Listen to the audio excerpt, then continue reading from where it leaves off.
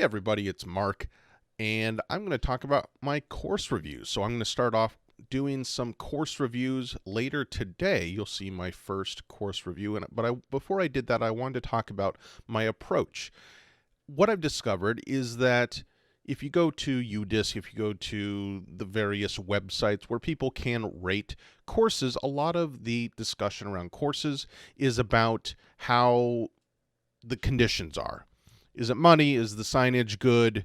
Can you find the next hole? And while that stuff's important, that's like basic fundamentals to whether or not a course is good. In regular golf, which I have much more experience with, there's been a long, long history of golf course design going back centuries. And disc golf does not have that advantage because this sport only goes back a few decades. And my perspective is that disc golf course design is still in its infancy. It's still at the very, very beginning. And my reviews, what I want to do with them is push the discussion a little bit forward on how disc golf courses can be designed for different types of play and different types of experience. So I know that regular ball golf and disc golf are not exactly the same game, although there are many different overlaps. The main differences I see is that ball golf is much more concerned about ground conditions, whereas disc golf is much more concerned about in-flight conditions in terms of obstacles and such. The ground obstacles in disc golf are not nearly as significant as they are to ball golf, and the in-flight obstacles, trees and such, are much more critical in disc golf than they are in ball golf. The other main difference between the two sports is with regards to putting.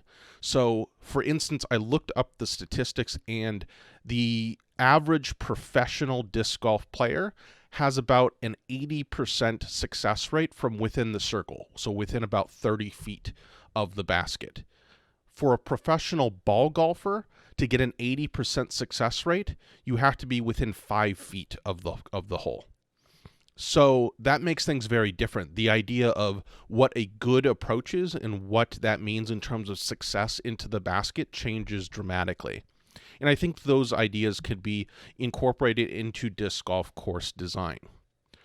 But in ball golf, there's emerged these three ideas of course design of different ways of approaching it. And they've been called the penal, strategic, and heroic schools of golf course architecture. The penal school being that if you make a mistake, you get penalized. So this is, trees in a disc golf course. These are trees on the side of the fairway. If you successfully throw down the fairway, you are not penalized. If you miss your shot and you hit the trees, you are penalized. Or if there's out of bounds along the side. Very basic concepts that are critical to any kind of course, because you generally want to reward good throws and you want to penalize bad throws. But then you get this other school design called the strategic school. And this is about forcing decisions among the players. Different options and decision points in areas where you can push your luck and push how much you want to risk, play into this idea of strategic design, even if it means putting obstacles and challenges in the ideal landing places. So, for instance, in a design in which there are trees in the way of the best angle of approach to the basket might be more strategic, because the more you push those trees being in your way, the better of an angle you might have on your approach shot. But the more you play safe away from the trees, you might have a worse angle on your approach shot, even if you don't have the risk of those trees getting in the way. So it's fundamentally different than the penal idea. And then finally, there's emerged this idea of a heroic school of design in golf course architecture. And we see this actually a lot in disc golf, where you have these island greens and these large water carries that are exciting. And the idea that you put an obstacle in front of the player, and if they succeed, they have conquered that obstacle. And it's more emotional, an emotional aspect of course design. What I see in disc golf is we see a lot of penal and a lot of heroic design, where you're presented with a challenge and you either succeed in that challenge or you fail. It's a test of skill of a certain type of shot. And this is exemplified also because there are many more par threes in disc golf than in ball golf. I think that disc golf course design could benefit by more strategic design. And I think the best courses in the world, from what I've played and from what I've seen watching professional tournaments, incorporate much more strategic design.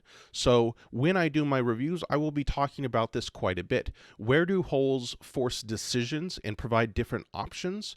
And where do holes create interesting points in aspects of risk, rather than just presenting you with a shot and forcing you to make that shot? So I just wanted to give a brief overview of how I'm approaching this. I do think disc golf course design will advance rapidly now that as long as the progression in the popularity of the sport maintains itself post-pandemic. I think as we get more and more courses, there'll be more of a competitive push to improve those courses and provide more interesting challenges. And then, of course, as more money gets pushed into the sport, there'll be more of an opportunity because, of course, in ball golf, like, there's tons of money there in terms of a long history of country clubs and such. In disc golf is much more scrappy. It's about finding a plot of land, a lot of times municipal public land, and then trying to just squeeze in a disc golf course there. And then that part of the sport is fun and super cool. But I think we could have more advanced styles of deliberate course design as well. So in my reviews, I'm going to be forward-looking. By that, I mean that I'm going to be focusing on where I think the future of disc golf course design could go, and I'm going to be putting courses that currently exist up to that test, which may result in lower scores than you would anticipate from different courses, because I'm putting the courses up to where I think disc golf courses could be, not necessarily in comparison to where they are. So, for example, I'm going to be using a 5-point scale, 0 through 5 stars, and I'm going to say most disc golf courses are probably going to be around 2.5 to 3 stars for me, because those, to me, are good courses. They're fine. They're playable. They have interesting holes. They have some challenges. They have some variety, but they're not necessarily special in the way that a great ball golf course is special.